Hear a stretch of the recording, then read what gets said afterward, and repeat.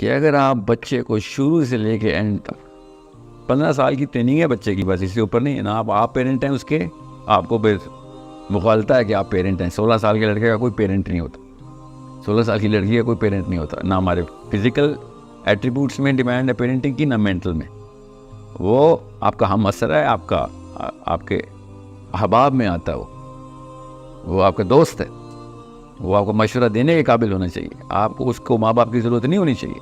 अगर आपके 16, 17, 18 साल के बच्चे को अम्मी अब्बू की ज़रूरत है तो माँ बाप बुरी तरह फेल हो चुके। सो स्पिरिचुअल क्वेश्चन पहले 15 साल में क्रिएट करने होते हैं, and I am telling you पहले 10 साल में क्रिएट करने होते हैं। आप उसको स्पाइरल में लेके आते और सेंटर में हर वक्त अल्लाह अज़्ज़ा वजल करते। छोटी सी बात पे अल्लाह की एक सिफ़त की ट्रेनिंग होती है। 99 सिफ़ात अल्लाह ताला ने बताई, 99 एट्रीब्यूट्स हैं जो इंसान को ज़रूरत है अपने आप को स्पिरिचुअल क्वेश्चन पे सेटल करने के लिए। अगर 97 भी हुए ना तो फेल हो सकते हैं आप।